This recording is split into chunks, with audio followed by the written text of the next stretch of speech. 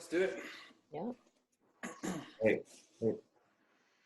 Mark, I can't hear you. For anyone who's joining right now who missed our first session last week, we wanted to kind of start something that was a great kind of foot forward for the community. There was a lot of response from people that wanted to learn new trades. I put a message out about tour management, and the response was well received. A lot of great tour managers reached out to me. They're all here right off the bat that wanted to participate, and so we decided to get this live stream together and start doing some sessions, start teaching people. So now we have made it to session number 2. So here we are. Yeah, I think it's important to stress just as we get started, the first conversation was just a bit of an open-ended thing. We've kind of refined our ideas as to how these are going to run moving forward. We're open to how that's going to go. But ultimately, we're going to start from ground zero. We're going to assume that a lot of people watching this have zero experience of being on the road, of the terminology involved. And so we wanted to start by just kind of giving those people a complete overview of what a tour is, all the terminology involved, how tours are structured, how crews are structured, and that's what we're going to be covering today. So, in terms of questions, let's keep it to the specific topics. I'm sure people will have a ton of really interesting questions that they want to ask us, but I think it's important we keep on topic. Otherwise, we'll end up running into 90 minutes, without covering much. So we're gonna start with a real just global view of what it means to be on tour, some of the terminology, and things like that.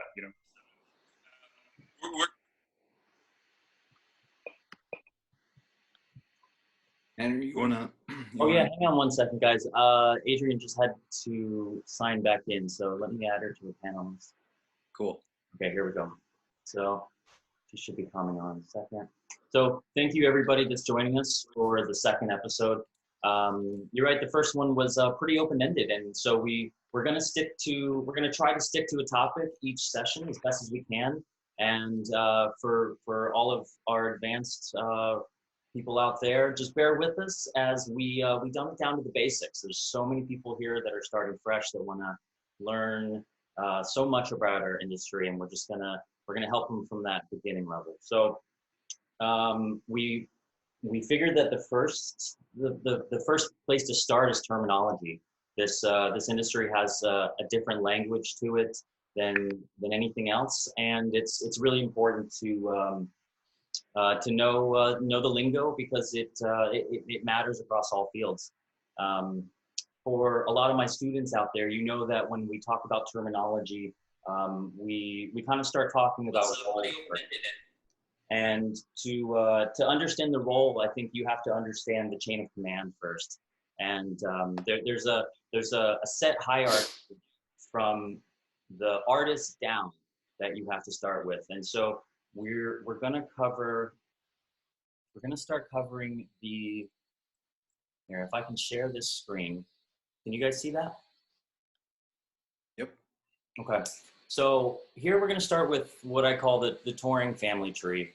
And so for every artist, there exists, and this is based off an artist that's gotten to a certain level, they've gotten a record deal, they have a booking agent, and they're well on their way to touring. Every artist tends to have these 4 main entities: from a booking agent, someone that handles booking all of the shows, private events, handles all show contracts, and so forth. Management, as we understand, pretty much handles everything across this line and below it. Business management handles all financials and corporate matters.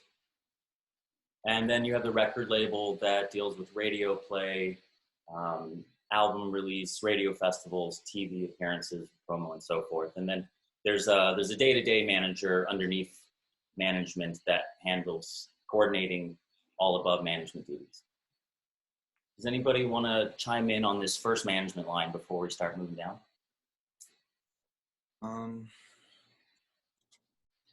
That's the first line. The rest of it gets much more convoluted from It there. really does. So, Yeah. it's really good for everyone. Sorry, I brought my humor this morning for everybody.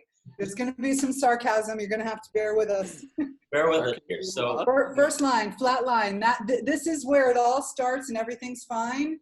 And then once we start working downwards, things get more convoluted as we go. yeah. Now it changes per act. So I want to go through the different examples that you can see out there because there's so many different variables and ways that the touring tree could be built. But let's go on to, this is an example of say a beginning DJ act. The top line remains the same, and maybe this act is, a smaller act coming up, doesn't require a lot of crew, but can still do big shows because they can operate with just a tour manager, a lighting designer, and a video engineer. So in itself, it's a 4-man crew.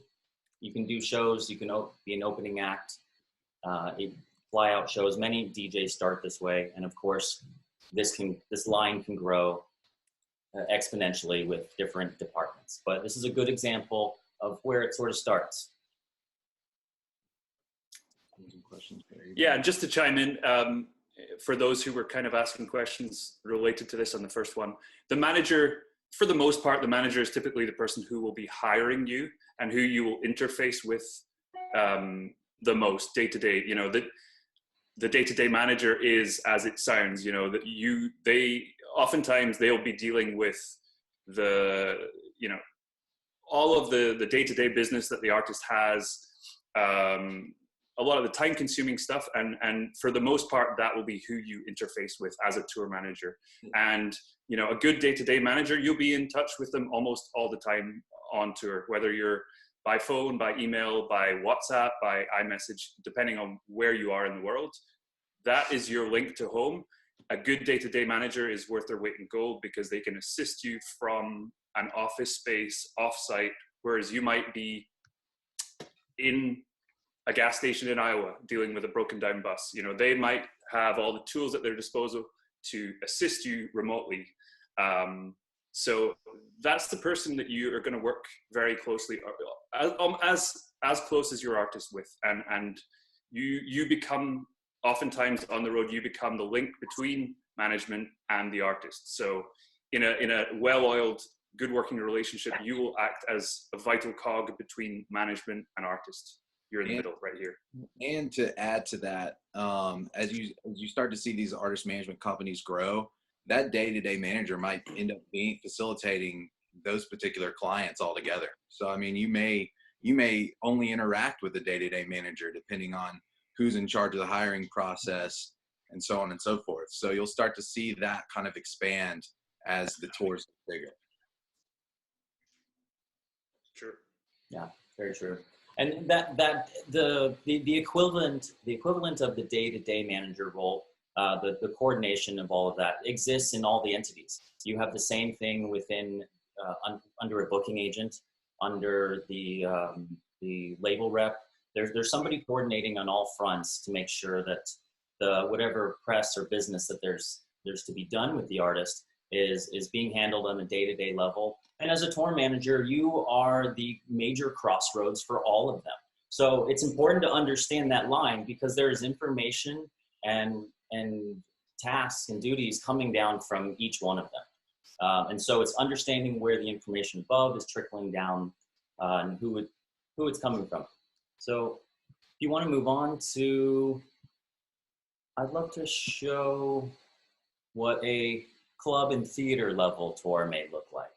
This is something that's based off an artist that could be on a 1-bus tour, doing clubs and theaters.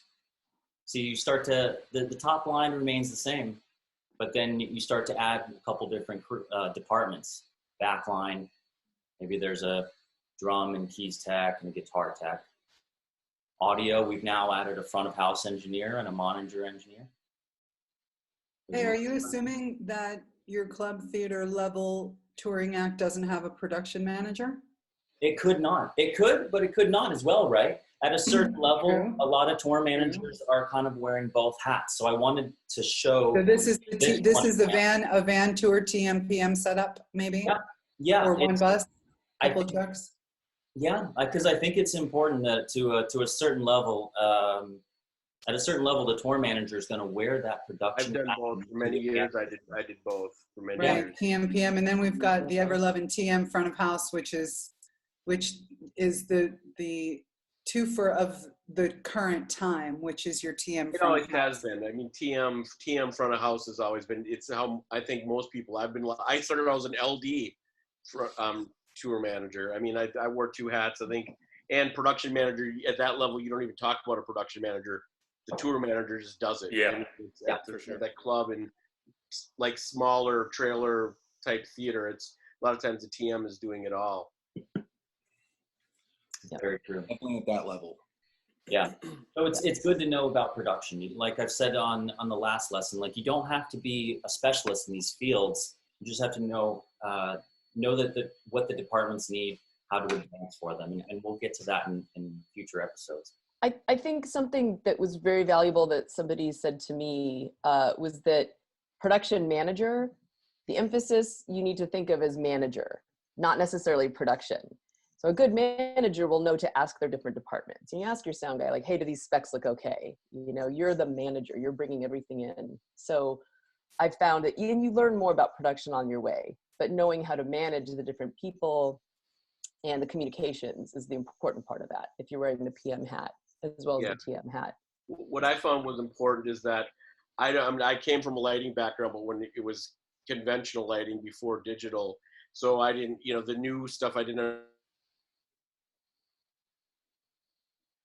It's about communication. I always brought my front of house, my audio guys in, and my lighting guys, so I would bring them into the advanced part of that, so that we were all on the same page. I did the nuts and bolts of it. They did the fine line, but I was copied on it. So if there was a problem and we had to negotiate, I wasn't part of that. But as far as the technical side of it, they took care of that side of it and dealt with it. And sometimes there wasn't an LD. I advanced, or a sound guy, I would advance that part of it and say, this is what we need, and make that as carefree as possible in telling them and communicating what they expected to see, what we needed, what colors or what audio effects we needed, so that was provided, even if I wasn't in the position of running that stuff.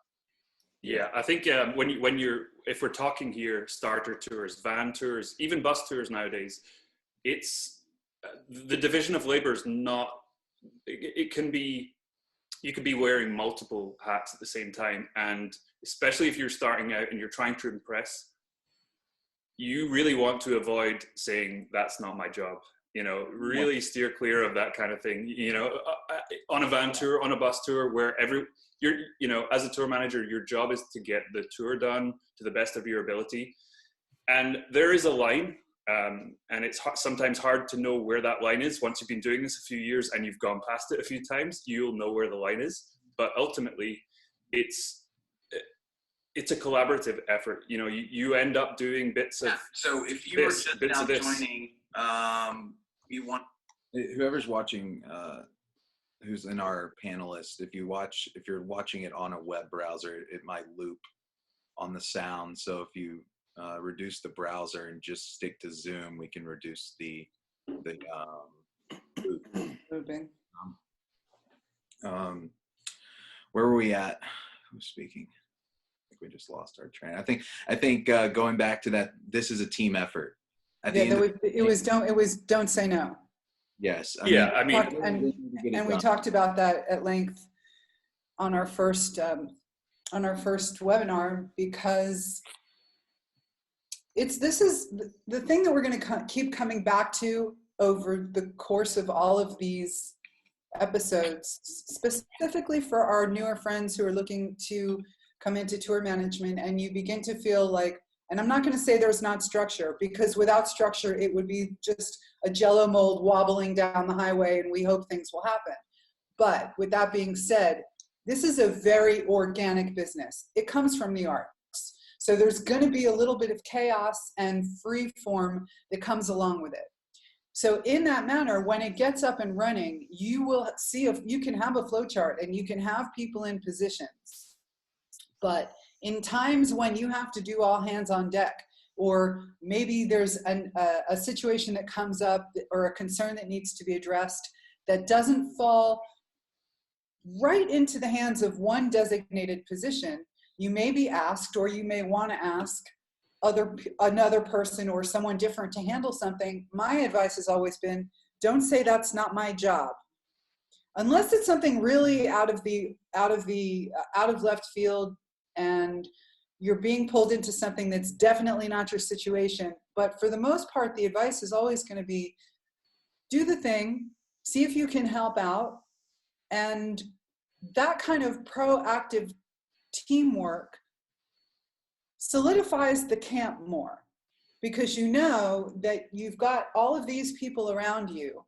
If you need someone to step in and do something, they're going to get that done without asking why or who or how much or whatever. You get it done. And then if you have any questions about whether that's going to be a thing that happens on the regular, or that was a one-time request or what have you, go back and say, hey, that was cool, but is that going to be a thing that I should be prepared to receive moving forward?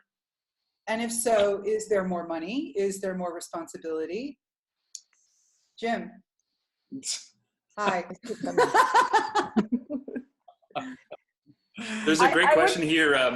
How involved is the TM in hiring the production? That's something with almost every example we broach here, we're going to say that depends on the tour, that depends on the artist. Yeah. Because that's how this industry works. It's kind of an organized free-for-all. But typically, it will be a mix of the TM, crew that are already with the artist prior to the TM being hired, if you're going into a tour that's been on the road for a while, or the management, or the production manager at certain levels. You will often find on bigger tours and with experienced TMs, they'll go onto a tour and then bring over people that they know and they like. So oftentimes when the TM or the PM changes, you'll find that some of the crew might change in kind.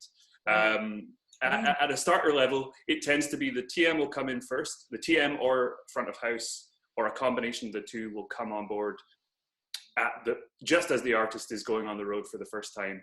And it depends on the artist, but oftentimes from there, if the TM has crew he knows and the artist starts building, their career starts developing, the TM will be responsible for hiring people if they have a network of techs, of crew that they know and trust. So that's why it's important to, I don't want to get too off topic, but, don't burn your bridges. Keep a good relationship with everyone you meet in the industry, because, you, like I said in the last one, I can't stress it enough, you never know where you're going to be hired next. You never know where your next gig's going to come from. The other thing that we chatted about briefly is that sometimes the TM hires the PM and the PM reports to the TM. Sometimes the TM and the PM are hired by management independently because they're both on this. Usually will happen on a bigger tour, and you're going to have a stellar PM and you're going to have a stellar TM, and they really are going to sort of be co-heads. Mm-hmm. And then there are times where you've got your TM that hires your PM, and they're still going to be co-heads, but the PM is now more of like a lieutenant. And I kind of think about you, Jim Runge, and how you tour when you hire your PMs and how they report up to you. The buck stops with you. They're not making any independent decisions, but they're your lieutenant. You consider it a team, but kind of, yeah. I mean, yeah. So there was a question as to what a production manager actually is. Maybe somebody wants to chime in on that. What the role definition is. I find it as it's different again, it's always different, but my thought on that is the production manager handles all things show. Anything that happens behind, from the stage forward and from the loading dock on, the other stuff tour manager might handle. I mean, again, it's different, but it's generally anything to do with show related, production related, sound, lights, video, that side of things, where the other side of it would be the backstage, and that would probably be, again, it's a gray area, but generally backstage would go to the other production coordinator or tour management, or whoever backstage personnel would handle that. But all the show details would come from the production manager. I would say the production manager and his team and all of his departments runs the deck and everything that happens on it. and all of the gear and the trucks and so on and so forth. All of the technical aspects of the show are run by the production manager. Perfect. Conversely, the tour manager is the admin. It's the billing. It's generally the accounting, unless there is a tour accountant. And we talked about that a little bit, is that sometimes there's a tour accountant, but sometimes the TM is also the tour accountant. So it's all of the employee paperwork. It's all of the issues. It's largely the band and artist concerns. There's usually ticketing rolled in there. Again, as tours grow, more positions are opened up to more people, because on a smaller tour, you can do, for example, on a smaller tour, I can do the band, the artist, the ticketing, and the accounting.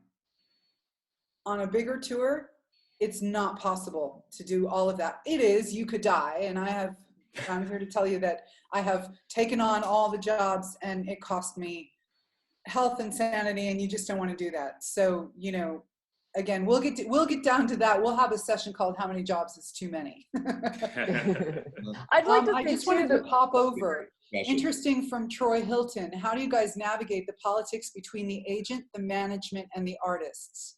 Literally just got off of a series of calls. LOL. LOL.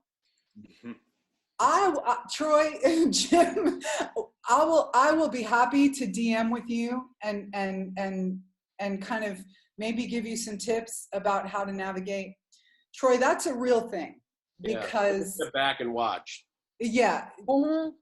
That's exactly what I was gonna say. Yep. Something that we were talking about when somebody says like it's not, there is a time and a place to say it's not my gig. And for example, you know, this actually could really come up on, like, if you're getting in on like a club tour, a theater tour, you may have a promoter that asks you for whatever reason to adjust the deal. And, you know, do you take less or whatever, wants to put more tickets on sale. At that point, that is not your gig. That's when I would call management and or the agent. There are times when, you know, in things like this, navigating those politics, it is a little bit of experience in learning where to navigate it and not, but there are times that something is and should be above your head. And there are times when that does fall into it. But when you're new to an organization, the last thing you want to do is become management or start telling the band what to do. Eventually, you'll get to that point where you know comfortably you can do that. But when you're first in those initial conversations, shut up, learn the gig, learn what you're dealing with. If they ask your opinion, carefully answer that question, but don't put your opinion unless they're asking for it. And it is entirely appropriate to say, hey, I need to step away and run that by management, or step away and run that by the agent. Absolutely. All right. Never feel bad to say that, because there is a chain of command. You know, back, or somebody might say to you that. Guiding these artists, you know, and in terms of finances and career direction. And our job is strictly to be focusing on the tour. As Jim was saying, as we do grow and expand, there is some kind of leniency around that and how to navigate that. But I think referring back to management and kind of that key command is going to be your best move. And as to where the artist fits into all of this, I think one thing that's important to bear in mind is that ultimately the artist is all of your employers. Yeah. You're not, it's not, you know, they might be the person. That line. There is a hierarchy. For them. Yeah. They sign my check. Exactly. You know, and in an ideal scenario, your management, your agent, your artist, and you function well together and you don't have any issues. But there may be issues where, you know, it's an imperfect situation, and you have to, as a tour manager, you have to balance. It's a balancing act. But ultimately, your job is to look after the well-being of your artist on the road.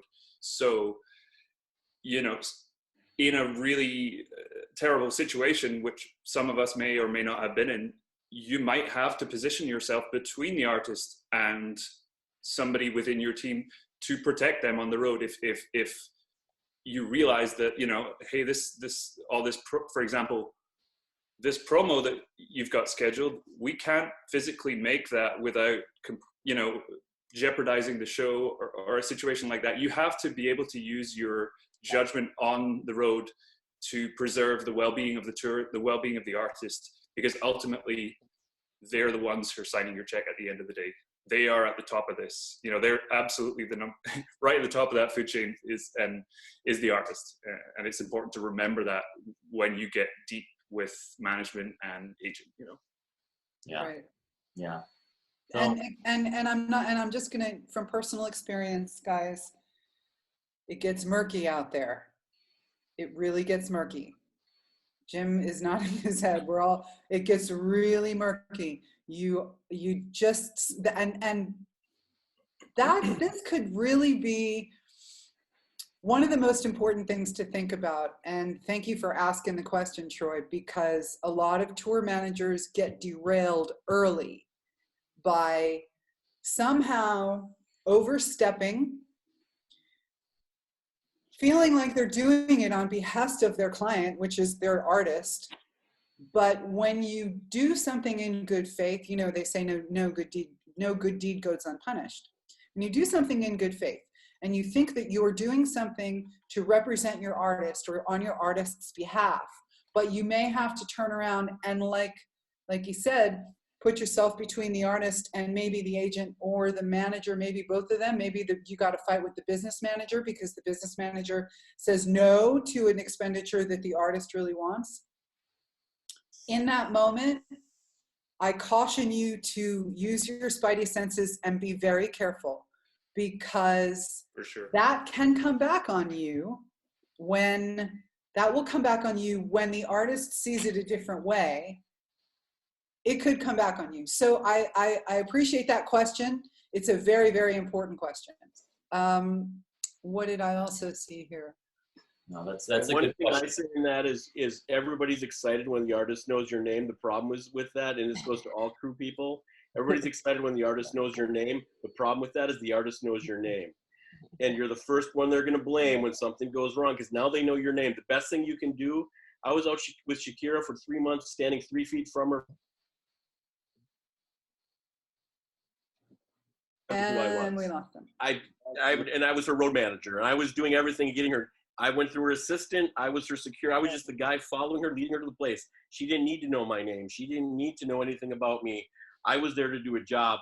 I wasn't there to be her friend. I wasn't there to brag about hanging out with her. I was there doing a gig, and it's important sometimes to know, and that doesn't always happen in that way, but it's not. Always know your place, know your role in that word, and that comes back to the question of, doesn't matter meeting with management or whoever it is, know who your boss is, know who's important to know and how to treat them, and that level of respect is always important. This is a great one. Yeah. As a tour manager, how do you handle working with a manager that's always on tour and at times can micromanage and or put their own personal agenda ahead of what's best for the tour? Wow, that's a great question. It's a great question. Ooh, same. I think I think that's a perfect sequel to Troy's question. It's kind of the same thing. And I have that all the time. I do a lot of pop, and you always have, the managers are always around in pop. Henry, your people out? Or version of them? Is Tyler's people out? Yeah, I always have, I always reserve an extra spot along the way, because I know some manager is going to be out with us everywhere along the way. Yeah. So what I would answer to that particular question is, it's the same thing. A lot of how you deal with the personalities on tour is going to come from your experience and your gut. And there are going to be things that you can't do anything about. So you can suggest a different way.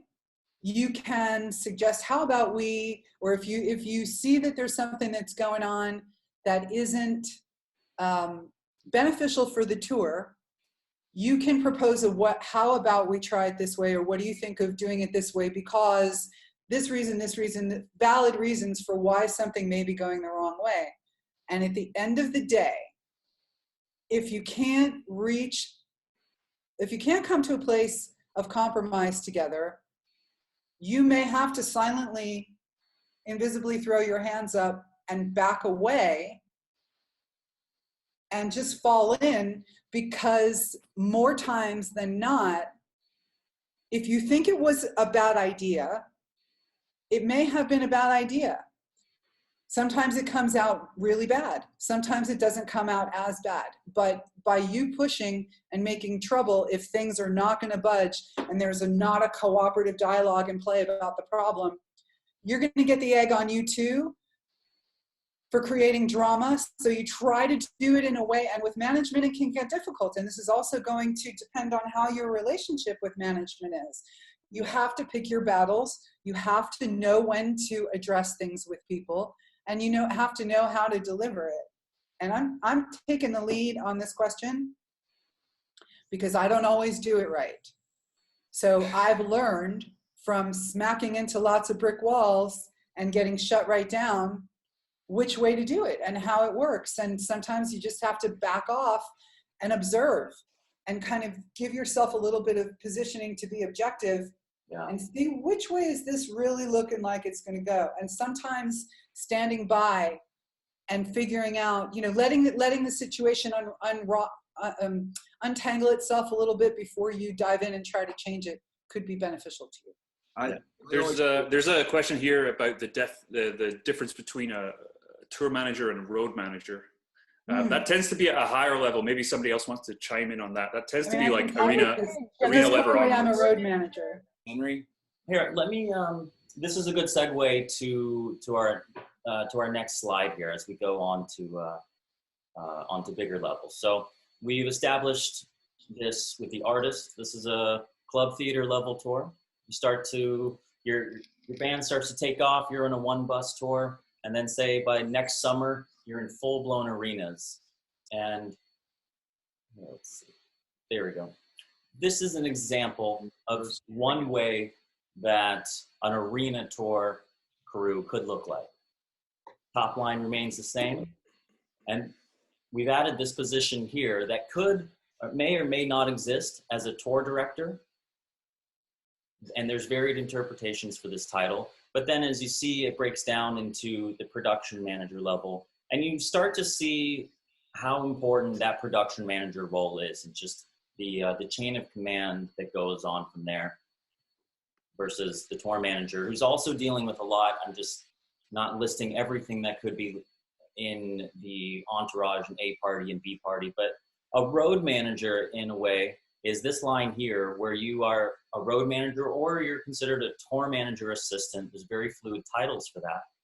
But you're basically handling any of the echelon from the band, like the backup band, dancers, performers, anyone that's not the star of the show, but is still a performer and an artist in some way. They can tend to travel on a different schedule. And you need a road manager in that position to handle their movements, their hotels, and assisting them.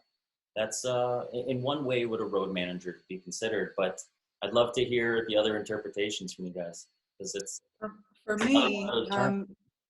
For me, easily said. I move everybody on stage but Mariah right now, and that includes any number of dancers, as few as 4, as many as 15 or 20. That could be a choir in every city. When we're doing a Christmas thing, we've got 40 new people every day.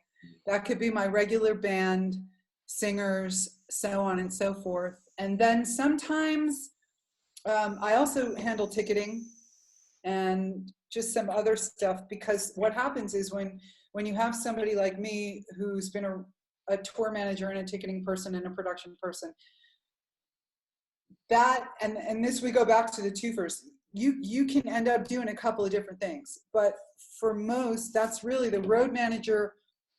And then there are some, for example, at times as a road manager, I have also handled the ground for the A party, in addition to all of the moves and all of the logistics and all of the creature comforts, the hotels. I will handle sometimes the hotels for B and C party. Our production coordinator will handle flights for C party. I've got all the ticketing, all the hotels, the logistics, movement, after show, creature comforts, complaints, concerns, specialized situations for all of the B party. And we support the A party. There's one person that moves the artist and her immediate bubble. And that is generally going to be the difference between a tour manager and a road manager. And these days, sometimes what we find is that the tour manager really is a little bit of a figurehead. They check the deals for us. They make sure, they are kind of making sure that the B's and C parties, because the A party is over there in left field doing its own thing. I'm not going to be traveling with us. And this is generally sort of the big pop scenario. A party travels on its own. It's got its own schedule and its own team of people. We will get basic news and what have you from our tour manager. But if you're running a situation where B's and C's are totally separate, and in my situation, we like to keep the B's and C's together. And then what ends up happening is that a lot of times B party will catch backline and wardrobe, and we'll end up taking them, sometimes bus space, travel time, who's leaving the venue first, that kind of stuff. And a lot of times it's bus space. So wardrobe and backline will quite frequently, in my world it seems, end up with me on the B party buses. I like that. That's smart, because they're going to leave first. They're done in the first 15 load out. And basically, you know, from the family standpoint, the backline guys are always with the band. So when they get on the bus, they want their homies to be there as well if they can. So it kind of works out well. And yeah, it's really, there's logisticals in that one too. There's a question of what is C party? C party is the crew party. Yeah. You got your A party, which is your artist. You have your B party, which is your band, dancers, and sometimes some A party light folks. You may have a therapist, a massage therapist, or a chiropractor, or some kind of support staff. There may be glam for the dancers in the band if possible, you know. So, and then if you have minors, you've got that whole situation. You might have a parent or a teachers and things like that. Yeah. I think it's important just to stress that these, that's a great overview, but these roles do become fluid and they adapt to the needs of the artist. You know, if you have an artist that's very low maintenance at a certain level of touring, you can, your role might be different, or your role for sure will be different as a tour manager and or a road manager than if you have a very, you know, A-list, demanding, very famous artist, you know, and it tends to be, styles of music will necessitate that as well. You know, indie artists can generally, and bands, be quite low maintenance compared to pop or hip hop and DJs, you know. So there's no one correct answer to it, but that's a great overview of how the roles differ. I spent a year with an artist and never traveled with my A party. I always stayed with the crew and the tour itself and just booked everything for the A party and the entourage.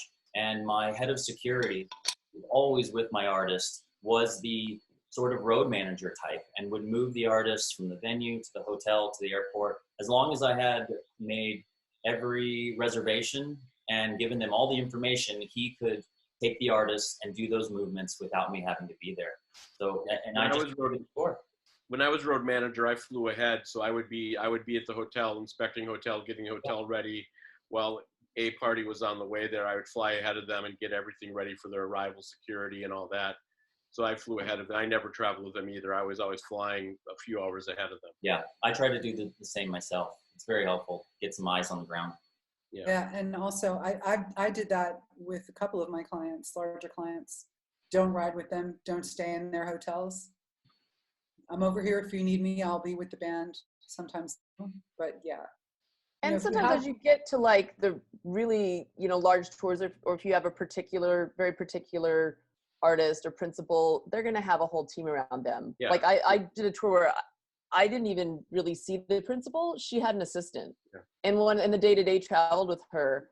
And so I just coordinated between them, and I kind of went back and forth between them. Sometimes I was with the band, sometimes I traveled to the venue, sometimes I traveled with a party, but like, then as a tour manager, I think at that point it becomes legitimate, like you're kind of coordinating the tour, seeing the big picture, being the conduit that keeps everything flowing. So trying to think of like a more simplified kind of way for people who are just now coming into this. Like, they're an extension of the tour manager, like everyone's saying here. They will have different roles based on the size of the tour, but they are in a sense like an ATM assistant, and they can be wherever you want them to be, whether that is buses, B party, C party. But they do coordinate with the tour manager and assist, I guess, wherever needed, depending on the tree of life of how this. Yeah, and sometimes yes, and sometimes no, because like we said, in a lot of cases currently these days, the A party is insulated. So the only, the tour manager is only coming to anybody outside of his or the artist's immediate party for logistical stuff that has to do with show day. Yeah. Other than that, in my position, I'm really independent, and I work in tandem with my production coordinator, who I happen to love them. And we sort of, I find that it's good to know what the A party is doing, but if you're dealing with a B party, C party situation, band and crew, or band dancers and crew, it's best for production and the road manager to be in lockstep, because I will be in touch with the creatives, the creative director, the choreographer, the music director, to find out, let's say we're up and running. So let's get forward a second and we're up and running. Here's a show day. We get to a point where we know what our day is going to look like. We know what time load in is. We know what time, the meals are set for. We know what time we're setting band call for, dancer calls on, this one's on deck, this has this much time, this one has that much time on deck. But if there are certain situations happening, if you have an award show you're prepping for, or there's a one-off, or somebody, or the artist wants to add a song or change a thing, then I have to communicate with my creatives, my music director and my choreographer or a creative director, and find out, okay, here's when we can get on stage. How much time do you need for these changes? How much time do you need for these changes? And then I go back to production and say, dance needs this much, band needs this much. We can overlap at this point. We know we need to be cleared for doors or dark stage, or guys got to come on stage and focus for 20 minutes before doors, or whatever it is. All of these things are generally going to be discussed between myself and production, stage management, what have you. Yeah, no, that's a very good point. Oh, wait.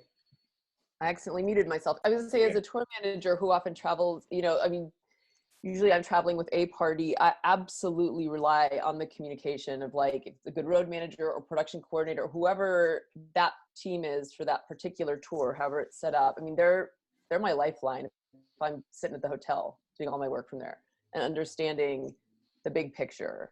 So on a larger tour, that is a big function of the road manager and production coordinator, who work in tandem, like Adrianne said, work in tandem.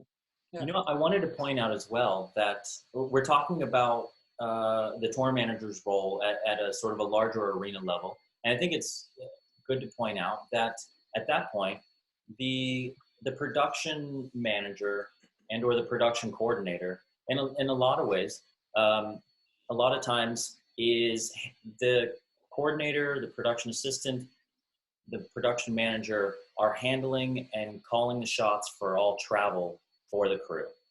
A lot of production managers like to decide when their crew are moving forward and where they stay, and those decisions can be made from that end of the field, while the tour manager is handling A party, B party management, and so forth. So as a production coordinator, you could find yourself doing a lot of tour manager duties, but on the production end. It's still the same as it's the same role. It's just handling the crew instead of the artist. You're booking their hotels, you're advancing them, bus calls, day sheets. You're still handling talent, but it's the crew. In a sense, the production coordinator, the best of the production coordinators are Sea Party tour managers. Did we answer Emily's question? Can you go over the roles and responsibilities of each party really quick? A party, artist, single pop artist or band, and their immediate people, which will be the tour manager. They may have a physician. They're going to have a number of band assistants or not, or whoever, whatever rolls with the A party. That's the A party. If there is a B party, if there's band and dancers, that's the B party. That's going to have the band, the dancers. And then if there are extraneous folks out there, there might be a videographer. That might travel sometimes with A and sometimes with B. So all of these ancillary positions have room to travel between the three parties. And then finally, your C party is going to be your technical party, your crew, your techs, and what have you. So Emily, I hope And on a club tour, it's band and crew. Yeah, you're just one party Just altogether. one big right. ship Yeah, sailing. you might be 7 people in a Sprinter van. You might be 12 people in one bus. You might be 18 people in 2 buses. This is the examples here are great because they give you a perspective of what it is after you've been in the industry for a while and you get to the positions that we have been in, But when you're starting out, ultimately, your role is going to be a mix of all of these because you are the tour manager, you are the production manager. Sometimes you're even the driver, the merch guy. You do everything. You book all the hotels, you book all the flights. You're going to be doing a lot of this. And the great thing about touring is that, as Adrianne said, as the tour gets bigger, each role gets, the division of labor becomes more and more as the tour grows. And that allows people it brings the level of responsibility in each individual role to be such that you will, the guitar tech is only concerned with the guitars for the main artist, for example. But, that means that his level of responsibility relating to specifically guitars cannot be diminished because that's all, that's really all he's dealing with, whereas when you're starting out and you're wearing many hats, you might have a little bit of leeway because you're trying to balance 5 different things at one time.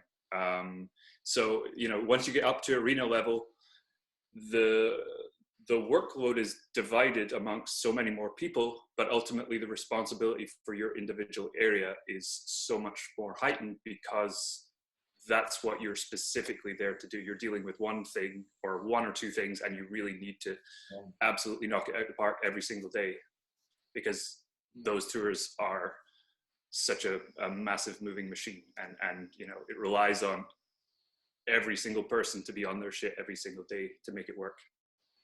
And I want to say too that getting to that level, I know there's a lot of people here that are just starting out, but starting out and wearing a lot of hats, not in the sense of maybe tour manager front of house, but tour manager handling all these things is the base that will get you to that level. It is understanding how all of these things work. Exactly, because you've been exposed to it. You can't jump from A to Z without going through the other 24 letters, Yeah, I think so. And so you've been exposed to it so much that at that point your bandwidth is so high that anything less than that becomes very easy to deal with. And then we end up splitting the roles as it goes. But, our good friend Guy Sykes makes a good point on the Facebook Live that on larger tours, arenas, and to stadiums, there could also be even a D party.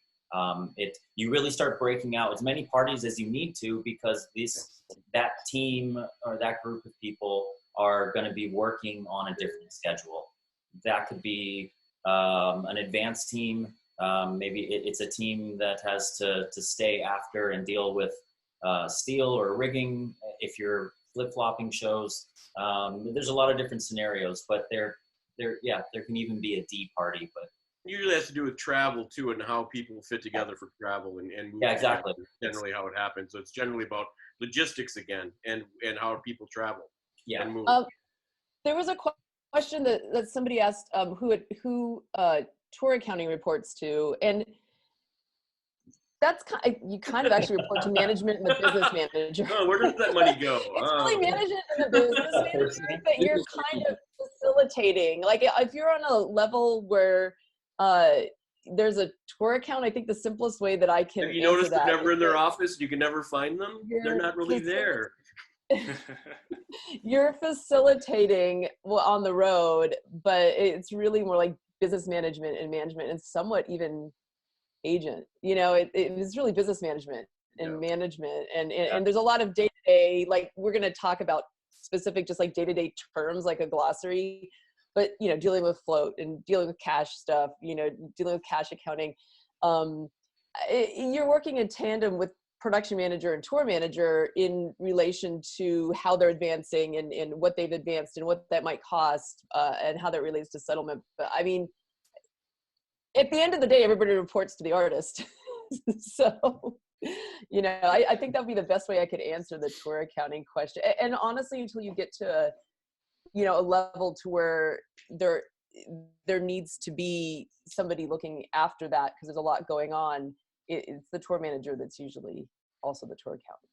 So yeah, pretty much getting putting more in depth on this.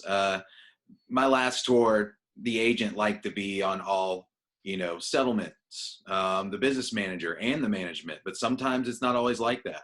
You know, sometimes the agent's kind of like puts the ball in my court and lets me run it and only goes to him if it's an emergency. You know, sometimes the manager wants to be very hands off and it's strictly through the business manager. But obviously everyone here has their all different tier levels, but going at a starter level, I've always been big on transparency. Like regardless if you don't want to have your hand in it, I think there's always good to have a paper trail. I always try to make sure that the management, business manager, and agent know what's going on, if the money's being wired, if it's been settled, so on and so forth. You're never going to do yourself a disservice by making sure that everyone knows what's going on, you know. And I think those are your top three: manager, business manager, and agent are your top three that have kind of ran those deals, and it's our job to execute it. And once time we get to settlement, depending on how that's structured, those three are always going to be your important three to make sure know what's going on around that tour counting. And I've been on a tour where the artist wanted to get copies of like merch sales every night, and it's like, so the next day I'd send it to them, you know, and it's their money. So I've had it where the merch guy literally emails the band. Angel used to do that on the keys. Like Angel would send the band, he'd be copying on them they wanted to see it every night. That's what the artist wants, the artist gets. I mean, this comes down to it. For sure. Yeah. I think it would be a good time to go back over. I've seen a couple of questions. Maybe we can just quickly run through Henry's family tree of an arena tour and just quickly define each role, just in case, you know, a lot of them are very self-explanatory, but maybe we just run through every single role, including that of the local promoter / production rep, you know, whatever you want to call it, and just give everyone a quick couple of seconds on what each role actually is. I think we've done a pretty good, we've made a pretty good start on this, but like the booking agent, I guess, pretty much in a nutshell, your booking agent's going to be the person that's doing all the routing. They coordinate directly with your management and the artist. They're the ones that send out all the deals, availables. They are coordinating directly with the promoters in each market to book a tour. That they are the essential key person in making these tours come to life and building them, and work directly with management and artists to build a tour out. So that is a booking agent.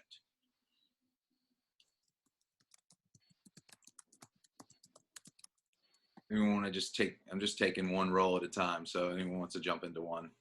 I think we did these. Well, you know what?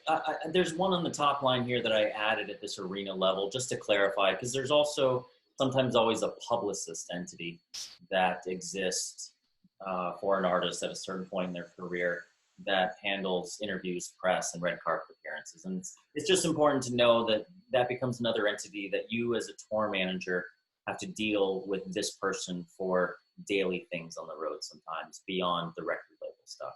But and all that good stuff. You know Yeah, what? we've covered most of the top line ones all the way down through tour management, production management, management.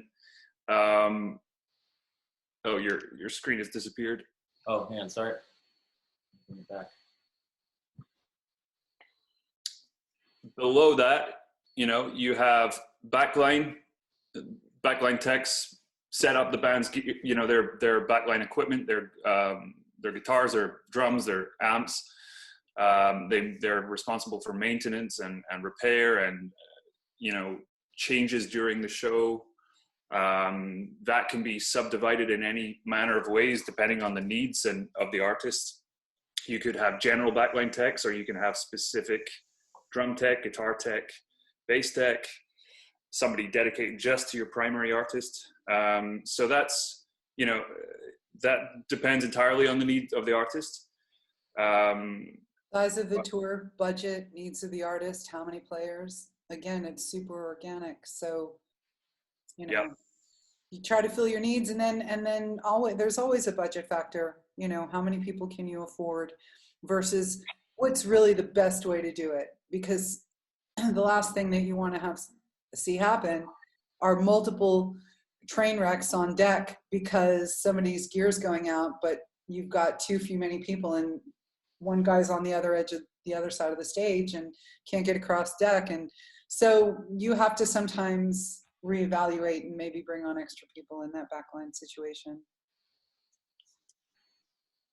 And above, one thing we maybe missed touching on there is the stage manager, which, for me is one of the toughest jobs on the tour. Stage manager is a really hard gig, and their role is everything. It goes without saying, everything on the stage is their responsibility. They're responsible for all movements of gear and coordinating between the different departments in a production sense. Backline, lights, audio, and that's one of the toughest gigs on the tour, in my opinion. They're almost chained to the stage for the duration of the tour being in the venue. So, that's a tough one for me. Maybe somebody else wants to chime in on that. Treat your stage manager great. Yeah, I think the stage manager is the person that's in charge of your stage. The production manager is going to be overseeing the stage manager. The stage manager is going to be really hands-on with all your backline equipment, changeovers, in charge of pretty much everything going on the stage. The stage manager is the one that's kind of running shit. Stage manager runs the deck from load in to load out. Yep. They're tired, so you have to make sure that they have food. They don't always break. Yep. There can also be two stage managers. We've all seen situations where we had that. We had two, one that handles the artist, handles that part, and the one that handles the stage and everything else. So yeah. Yeah. So with all of this, there's everything. We keep repeating ourselves about how fluid and interchangeable so many titles and jobs on the road are. But so it's understanding. It's interesting that we can title something so clearly, but you could still cover a vast amount of skill sets and needs throughout your day. And as important as we say the stage manager is, very few tours have stage managers because that's the last job that they're hiring for the most part. So a lot of times it's a dub. My son's a drum tech / stage manager, because in a lot of tours that's probably the most double dipped. Yeah. Area besides front of house, because most tours can't afford to have, at the club for sure, and even at the theater level, can't afford to have a dedicated person that's just a stage manager. So the production manager would handle both, or one of the musicians handles both, or it just happens. So it's important. Or backline it's a role we don't see in a lot of tours. Backline tech stage manager, I think, is a big one. Our last tour, we had 2 stage managers, and and they were technicians as well. So, they were hands-on with the instruments. They were in charge of all the load-ins and load-outs. They were in charge of all the changeovers. They multitask between each other. The production manager will handle both in that role too. Yeah, I handled, as a production manager, I just did it myself for many years. If we couldn't afford to take one on, or there was no more bump spots, I'd rather do it myself, because in the end, we're all there. No matter what your job is, we're there for the show. We're getting it done. And so but it falls under it can fall under the production manager category very easily. But I'm gonna. Somebody just asked where would merchandise team fall, and I'm gonna say that it would fall somewhere between management, tour management, but not quite the backline and stuff. And I want to point out.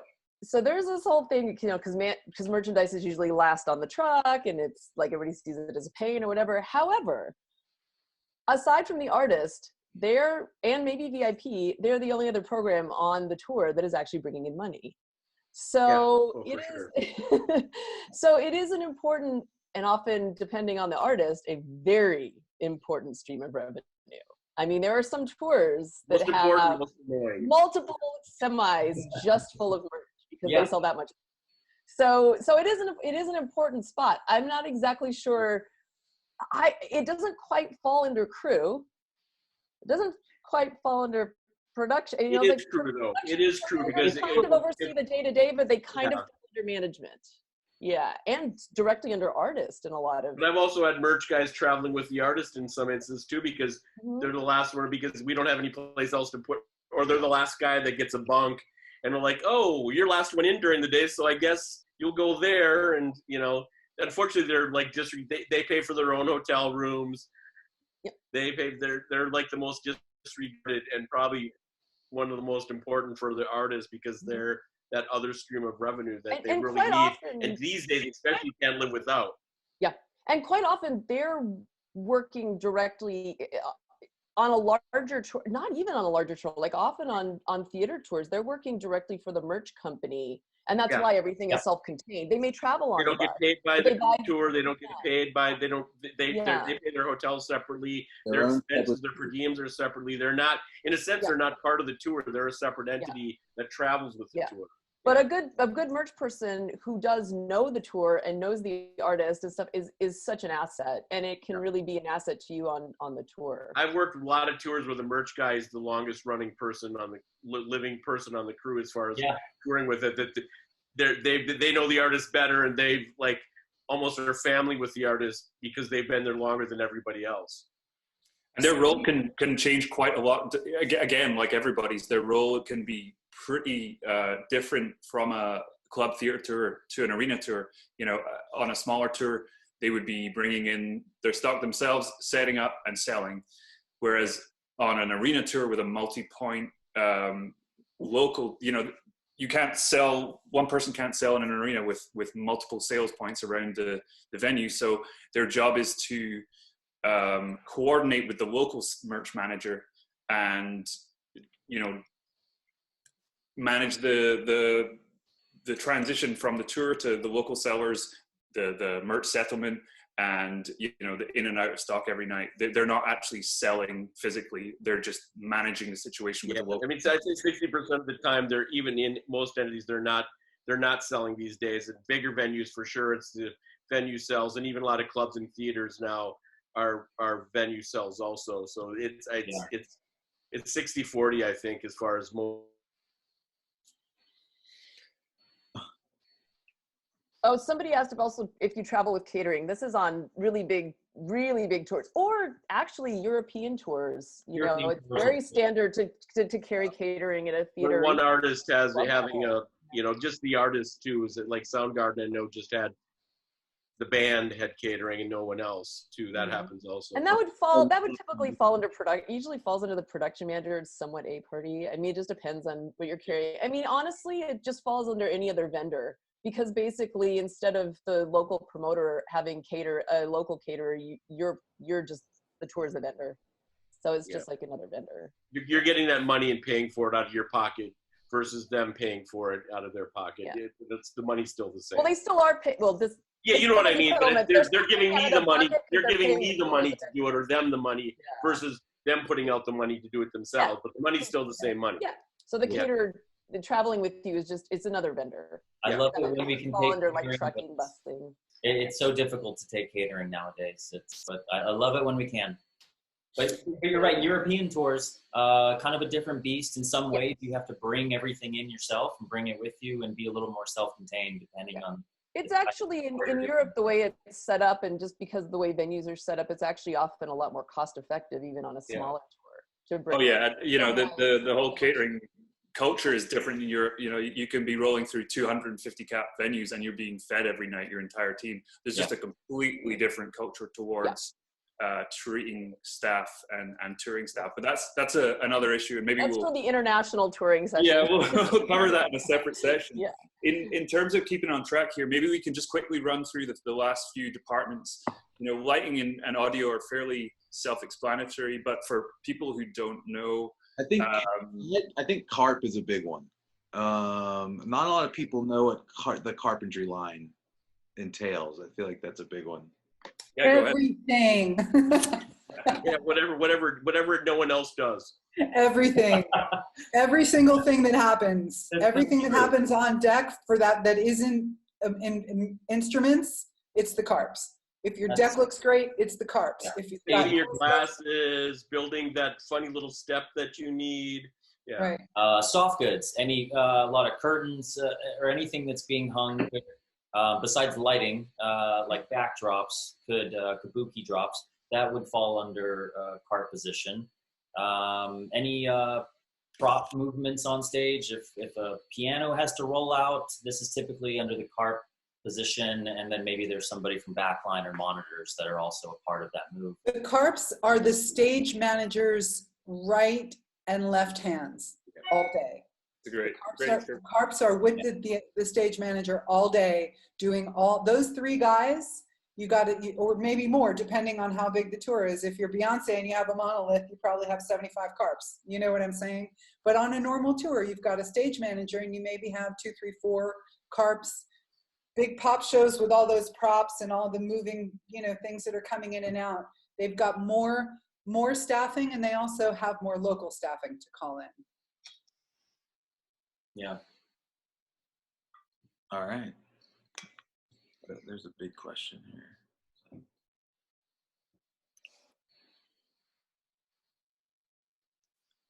Question? Yeah, I was reading this one. It's just a comment on the catering. I think it has to do with just the lower levels. Yes. Oh, it was Angelique responding to somebody. Yeah. Other than I was just reading. As you get into the bigger arena tours, obviously you'll start seeing catering as a more kind of normal thing to feed the masses that kind of entail with these type of tour levels. But as you are in smaller touring, you may just get a buyout. You may get $15 per head, and that's what's going to float you for that day. Your crew might be contracted to have a PD on top of their guarantee that they have something to float them during that day. That's kind of more of the reality. And obviously that's going to fluctuate based on the contracts. You may not get buyouts. There may not be something factored into those deals depending on what level you're at. But that seems to be kind of a more stair level up. You are dealing with a hospitality budget. You may budget that out to hospitality and then give PDs to your crew. And if they want you to keep it, you can just give them a food menu and order food for everyone in the venue. And that's kind of maybe how it would go for that day. Before anyone asks, we're going to run through what all those terms mean. PD, buyout, per diem, we'll go through that in a second. I think that's a good segue if we want to do that. It is kind of. It was just on the roles. There was one question there about automation. Okay. So, I guess audio, self-explanatory. You have front of house who mix the audio for the audience, monitors mixes the audio for the band, generally on their in-ear monitors, but some bands still use wedges even at an arena or stadium level. And then you have their support team. You might have audio 1, 2, 3 who assist and they will be divided up into front of house and monitor worlds. You will have your vendor audio team who will build the PA if you're traveling with PA. Same in lighting. You'll have your Henry, can you pull up the tree again? There you go. Audio. So, go ahead. So, well, lighting is just something that can be, I started to, forgive me, those say A1, A2, they shouldn't, but I wanted to show here that in the lighting department, there's a lighting designer, there's a lighting programmer, and a lighting operator at this level. And typically on an arena tour, maybe only one of these people is on tour as typically the operator, or it could be called the lighting designer still, but because there can be someone that designs it, someone that programmed it into the computers and the consoles, and then the person actually out on the tour operating it. And then it goes into L1, L2, L3, and every position from the 1, 2, 3, 4 starts with a crew chief down, and they have their certain roles. But you know, if we're talking about automation, is that what the question was? It was, yeah. Yeah. What was rigging and automation? Oh, well, rigging is all your high steel work, anything from, let's call it from the ceiling down, the ceiling to the end of the hook on the chain motor is rigging. And then it's all of the chain hoists that pull all of the lighting into the air. The head rigger is one of the biggest jobs on tour. It's you have to really know what you're doing and be a very experienced rigger. I can't stress enough how experienced your rigger has to be, especially with large arena shows today. So much could go wrong if a rigger doesn't know what they're doing, didn't do their math correctly, or put that point in the right place. A couple inches off here or there could be disastrous for a show. Everyone's lives in that arena or hall or whatever is literally in the rigger's hands. The rigger is the rigger's the guy that makes sure that rig gets up there and stays up there all day, all of it. And the first, and then that the rigger goes in and checks to make sure that there's integrity in the beams in the ceiling to make sure we can hang. And that's part of the rigger's advance. And we're going to do an advancing panel, and we can really drill down into what departments advance what things. Yeah. But the riggers are the guys that go in first, and they make sure that everything that is going to fly in the air, which is generally going to be all your lights, most of your lights, except for any floor packages, of course, and all of the part of your PA that's flown. And then any other props and things that come along with the bells and whistles.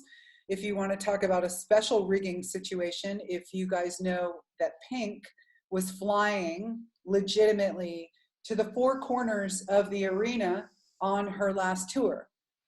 That was a rigging phenomenon. That rigger, first of all, that fly rigger had her life in his hands every single night.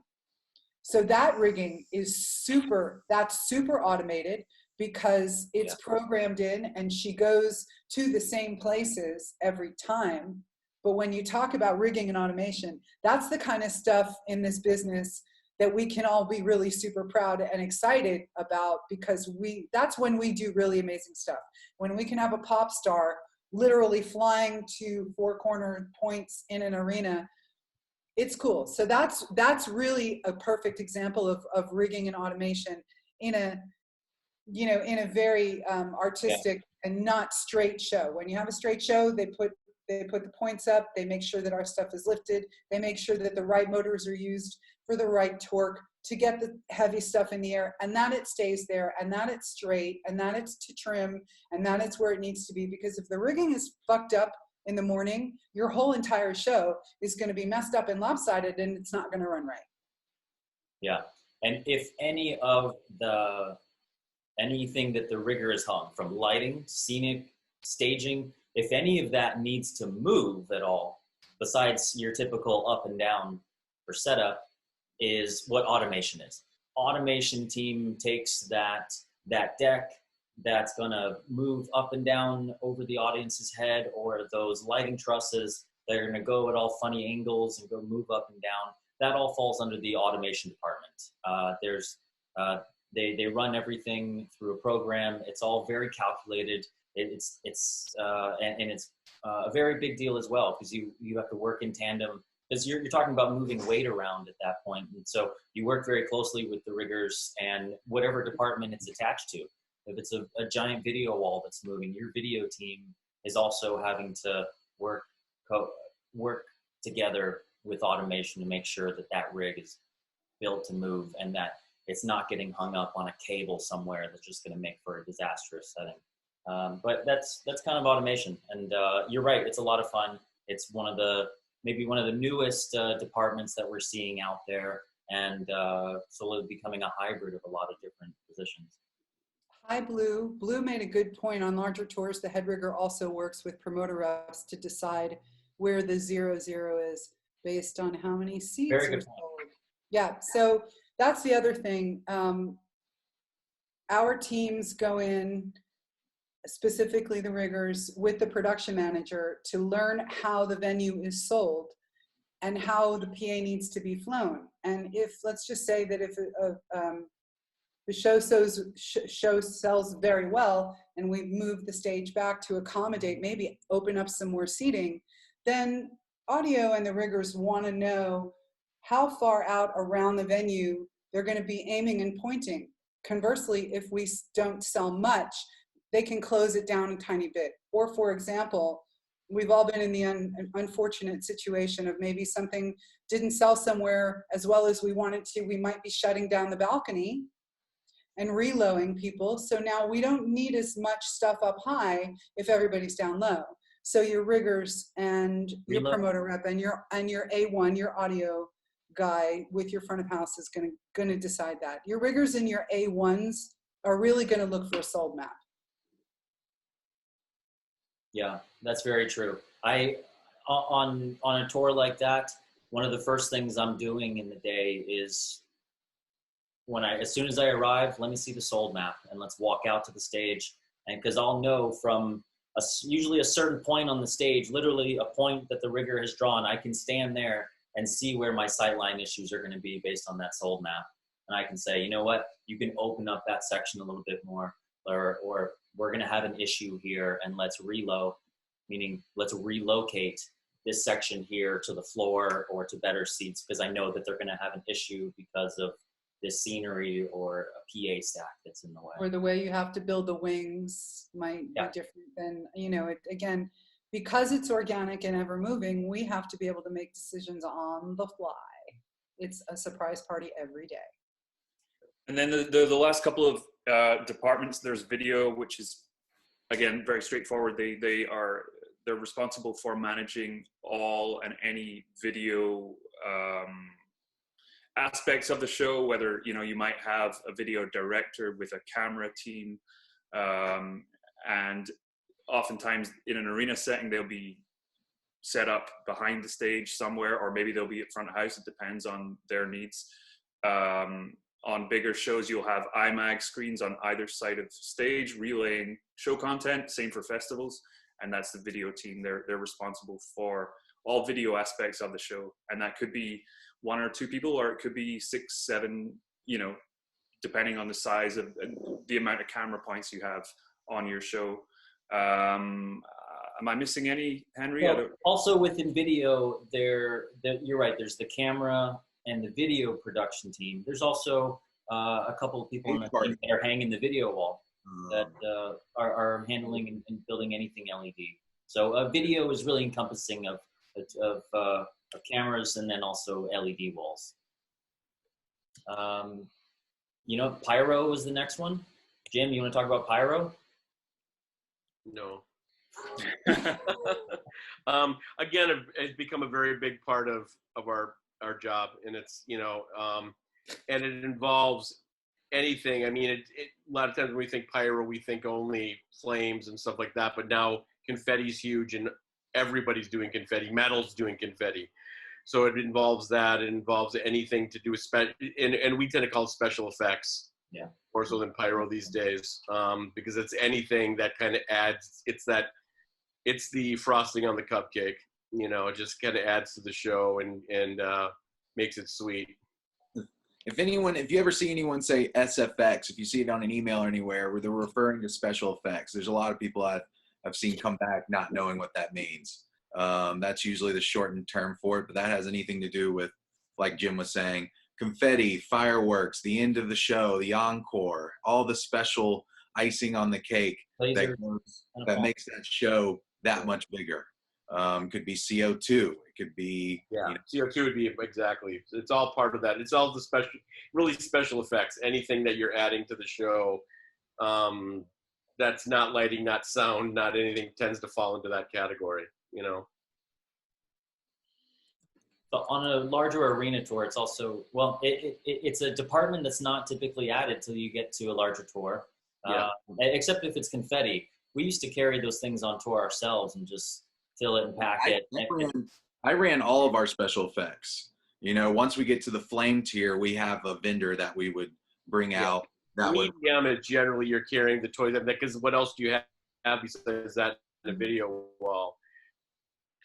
So that's what they do. It's t-shirt, guns, and all that kind of stuff is all part of that. That world is important. When you get into bigger tours, it encompasses a lot bigger animal, and that's when you have and it's the one thing that's also heavily regulated, which is as an aside, but it's probably the most regulated and carefully watched part of our job, where you have to have a special room that's away from everything else, and the guys that are doing it have to be licensed and trained, and then you'll have a fire inspector come in and inspect it every day to make sure that it's doing tests. So as an aside to that, besides what it is, it also is it's not something that's just kind of thrown on a tour. It takes a lot of planning and a lot of paperwork and a lot of negotiations and logistics every day of like where it works, where it doesn't work, what you can do. Yeah. Some states don't allow it at all. And we all know what happened in Rhode Island a few years ago. So, I mean,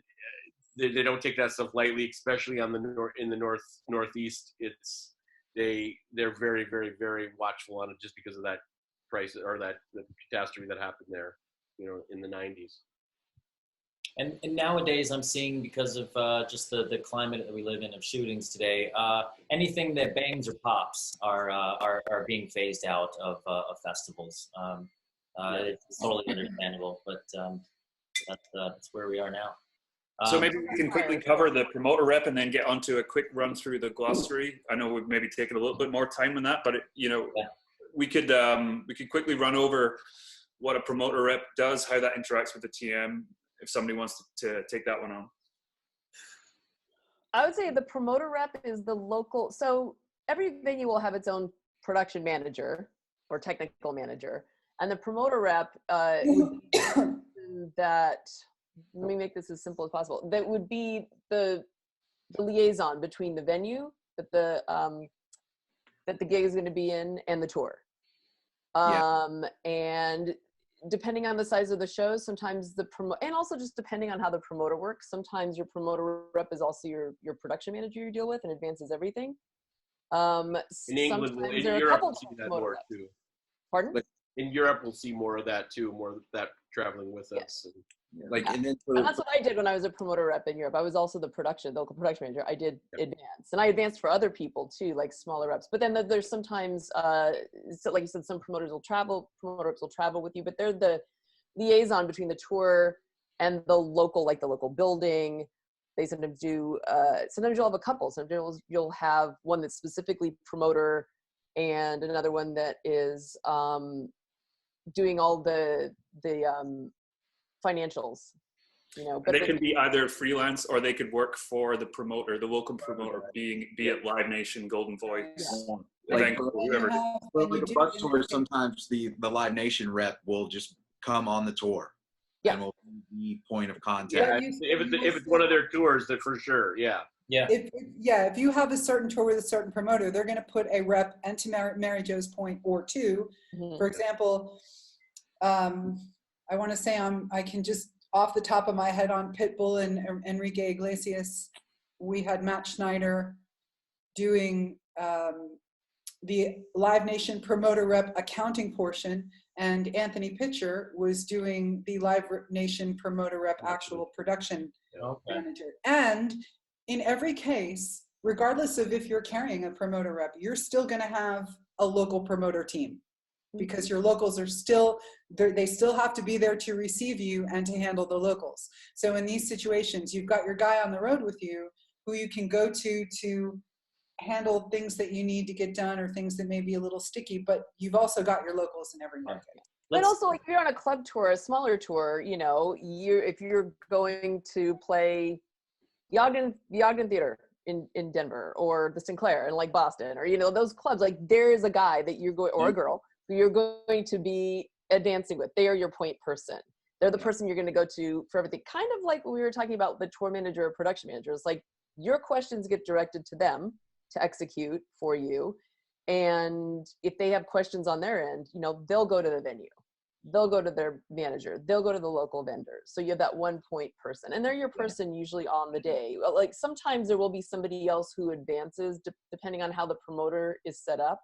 And they'll be the person in house, but typically it's who you're doing your advance directly with. And oftentimes they're former tour managers, or they also are tour managers on the side. Yeah. So a good rep will know your job inside out already. Mm-hmm. So you know, they're your point person for everything, but you should have a good working relationship with them because they do your job on the other side.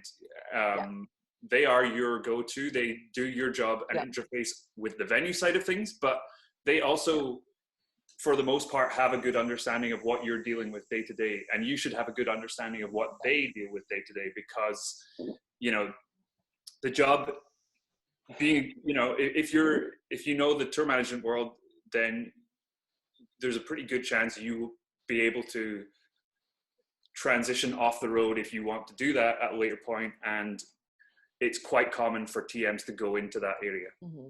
And sometimes depending on how it works, I see this more in Europe just because people work as independent contractors more with this, but sometimes people go on and off, you know, they'll take a downtime. And that is an asset, you know, because they understand what you're dealing with. And I'm just going to inject one thing. For the love of God, send your most updated rider directly to your promoter rep, because they're not getting the right one. I'm going to tell you guys. 90%, they're probably not getting the correct one unless you send it directly. And the first thing I do when we have a new tour ramping up, and I think we were going to do a panel on the startup, right? Yeah. The first thing I do is create a mass email of all of my promoter reps, and I send them the newest rider right away. And then say, please forward this to your local people, to your caterers, to your hospitality people, to your building, to the building rep, and make sure that everyone has it. And that way, you know, you've done your due diligence, because 9 times out of 10, the hacked up thing that they got when they learned that they bought the show is outdated. And as you know, we all go in and even while we're sitting in rehearsals, the artists or, you know, needs will change as the shows morph. So I'm generally, by the time we're done with the tour, I might be on version 5 or 6 of our writer and resend it to the remaining folks as it changes. It's just part of what you have to do. Yeah, that's very true. Where are we at? I think we should discuss VIP. I know we're running out of time, but I think we should discuss VIP real quick, since it's something that we're seeing at all levels. It's happening in clubs and it's happening all the way to stadiums and arenas. It's become a huge moneymaker for artists. And you're seeing those people traveling on buses now too. You're having VIP people because it's a huge, it's almost probably a bigger money stream than merch at this point. And it can be very deep. And also too, it takes up space in your trailers because they're usually some kind of merch or trinket or laminate that they get. And then we lost Jim at first. That happened too with them, or sound check parties or all that. So it's something that everyone should be aware of, because you're going to see it on every tour you go on now, because it's such a huge income thing for almost all artists. You can sell it independently now. Now, like our last tour, it was just an add-on ticket. We didn't even do that's what that 90% of the time, that's what it is now. All that revenue came straight to the artist. Yeah. You know, and there was a step and repeat, and there was a performance. It was its own deal. So it's happening across all levels now. I think it's important to know, since we're talking about tour management, that if you don't have a VIP person on tour with you, a lot of the times that's falling under the tour manager's list of job duties for the day. You're going to handle those meet and greets. You're going to handle that sound check party, any backstage stuff. I mean, dealing with the list of people that get this red wristband and have to line up here to come in early. That's all part of your daily job if you don't have that person. So but you're right. It's clearly becoming a very big moneymaker for a lot of artists, and they depend on it more than merch sales. And it can scale from, you know, a small little 5-10 person meet and greet at the merch table after the show, or to a stadium or arena level where they have their own semi full of shit that they have to build out and create an entire experience. So it's a great entry level job that can put you into the core of a tour and quickly be in charge of a lot of big things and moving parts. Where are we? Where are we? And I was gonna say, like, if there's, I think I saw a question, but on something, but as far as how that separates in settlement, we can talk about that in settlement because it's a whole ball of wax. There's several, there's like layers of settlement that go along with VIP, and that's just better. I think it's more important just to understand what it is and how important it is, because and how, you know, that this is something you're going to see whether you're doing a club tour that 200 people a night or whether you do, 20,000 a night. There's almost always going to be some VIP element these days because it's such a huge moneymaker. Yeah.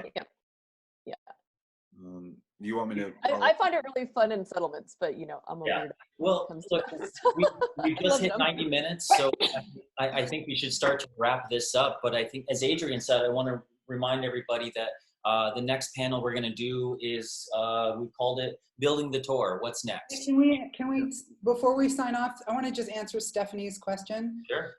Stephanie said, "So would a tour manager handle all the riders? How many different types of riders are there?" No. The tour manager doesn't handle all the riders. Tour manager is going to send out a rider to the production manager, the production coordinator, and all, wardrobe maybe. We're all going to have a look at it, security, and we're all going to chop up our pieces and update out the parts of the rider that refer back to each individual department or specific situation. Then the riders are going to get broken out. For example, I always send out, and so do production coordinators, and again, depending on what role I'm playing or who's in staff, you take out you don't need to send your caterer your security rider. So you break out a hospitality rider, and now you have a hospitality rider to send to your hospitality contracts. The security guys will largely break out their piece. We will also have a special event rider or a festival rider, because you're, like we talked about previously, you're not getting all your goodies at festivals. So you come in with an abbreviated festival rider, they're much more appreciative, and they will tend to bend over backwards for you if you're not asking for a pink iguana in your first conversation. There are hotel riders. I do prefer to have an A party hotel rider and a B and C party hotel rider as well. That way you can come in knowing that the hotel's received your rider. I have kids on mine. I have children that are that are traveling with their parents that are in that are part of the act. They've got special needs. So that's just another way that we communicate with our hotels pre-advances to also have a rider. So there could be a couple of riders, Stephanie, and the idea is that you have one main artist technical rider, and then you break out the different riders for the different departments for people who would be doing advancing. So you'll have a technical rider, a hospitality rider, a security rider. A hospitality rider also will have what offices and dressing room configurations need to happen and what furniture goes in there. And that's also really necessary for the advance. And again, when you do your advances, you want to make sure, I version mine. Do you have version 7 that dated this date? Yes or no? You do? Does it have bananas in it? Or, and make sure that people are working with you off of what you're working on. And then when you get there, have a printed copy of the rider with you. And this is specific for hospitality and catering. Is your day-to-day person working off of the rider that you sent and advanced with that person? Because a lot of times you're advancing with a catering or food and beverage manager that's giving you all the yeses and the nos, and we can do that. But the actual person who's doing the back of house hospitality on the day is not the same person, and they don't have the updated rider. So have one with you and make sure you can hand it out to the people that you're dealing with to save yourself the brain damage. Yep. I'm going to say in the context also of just tour management 101, it is very likely that if you're on a club tour, you're earlier on in your career, that as the tour manager, you will be handling all the riders. Yeah. However, what Adrianne said about getting input from different department goes, you know, like you want to get input. If you're building a rider and writing a rider, you want to get input from, you know, if you have a separate front of house guy, like what are the basic specs that he needs? Or, she, and you know, also, what are the specs you need? What's the site of state? You know, so you will get input from other people, but you may be the only person advancing that as we're talking about like 101. You know? Like example, like when I was building out this last tour, I had an email separate that was dietary restrictions and, you know, health needs and so on and so forth that strictly just discussed catering, health needs, what artists wanted to see on their rider. This is what our current rider is. Do we want to adjust this? This may not be realistic on this tour. Like we need to cut back. Certain variables per contract will not be able to give you that kind of abundance of things. So hitting each point is going to help you build out a rider if you are handling them at a lower, you know, theater level, and then talking with your crew and everyone that's going to be on your production side to build out your technical rider, like backline, anything that goes in with the technical side, and you will kind of build out all riders to kind of hit your points depending on the size of your tour. I think our aim on this one was, you know, for those of you who are wondering what a rider is, you know, I think the aim of this session was to kind of go through a glossary of terms. We kind of focused on roles and titles. On the roles of the tour, and I think it was important to go through all that to give you an overview of how a tour is structured. But we will, I think, probably on the next session at this point, because it's worth going through these things in the correct amount of details so that you understand things from our perspective.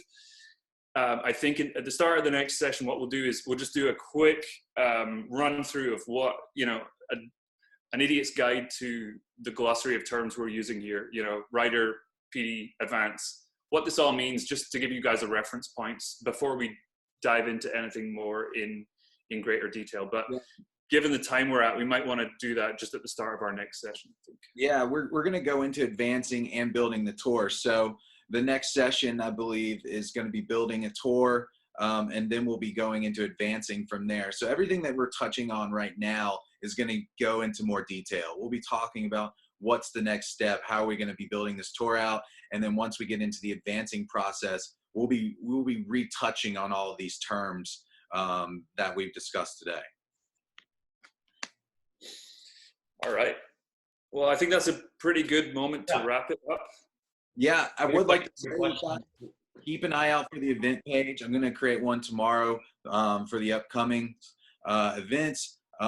We have a website now, on tour, or tourmanagement.org. We'll make sure to attach that in the event comment section. But thank you, everyone who attended today. And yeah, we look forward to the next one. Also, a big one, if you love our sessions and you want to see 2 a day, or you just want to see 1 a day, please let us know. Please. Please. 2 a day. If you'll like seeing 2 sessions a day, and you'll love seeing our lovely faces 2 times a week, let us know. Or if you just want to see it once a week, let us know. We want to hear from you, but look forward to seeing you guys next Monday. Yeah, thanks. And everybody. also, we love your feedback, and we want to know what you guys want to hear about too. We want to know what your questions are and subjects that we can touch on for you while we have this time together. And to our colleagues and friends out there, Guy Sykes, Andrew Weiss, I see you. I would love to. We all want to rotate out in some way and get some different people on this panel, because there's a lot of experience, and I'd love to hear from some of the other attendees in these rooms, because they have a lot to say. And so if you want to be involved, if you want to jump on this, we're looking to rotate out ourselves every week and do different breakout topics. So get in touch with us. You have our contacts, and you can also hit us up through the website or through the social medias. Yeah, I spoke to Marty Hom today, and he said he watched the one the other day. I invited him on, but he said he doesn't have a camera on his laptop. So I don't know how the tour manager for the Rolling Stones can't have a camera on his laptop.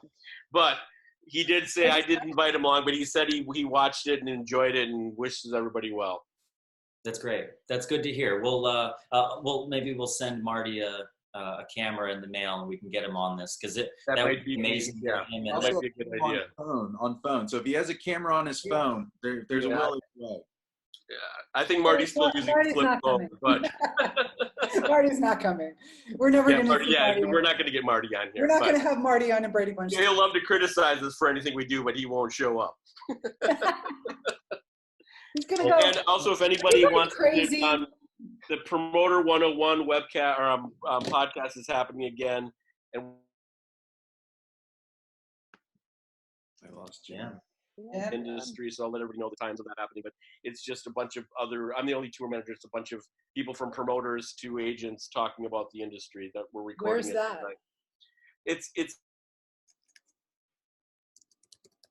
We lost you. Presents. He's been doing a podcast for the last couple of years, but now he's just doing special event ones, and he's doing an industry roundtable tonight, and it'll be up next week. So I'll let everybody know when that is. I didn't get any of that. It's Dan Steinberg's podcast, Promoter 101. Yeah.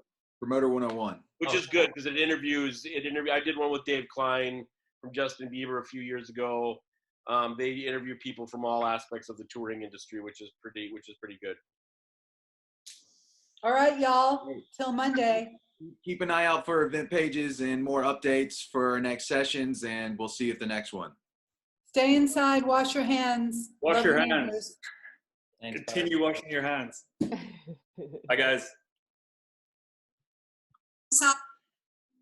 Oh, hey, everybody, are we done?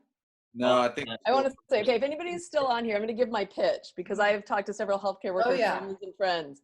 Something you can do, and we all want to do something, is if you are healthy, go give blood. They're in absolutely desperate need of it. And you can look on, Henry's going to post some links. We already talked about that. But it's safe, it's sterile, and we all want to do something as you know, touring people, and we can mobilize and help a lot. So that's my pitch. Love it. As a request from some healthcare friends and family. All right, thanks everybody. Thank you, guys. everyone stay safe and see you next week. Thank you. All right.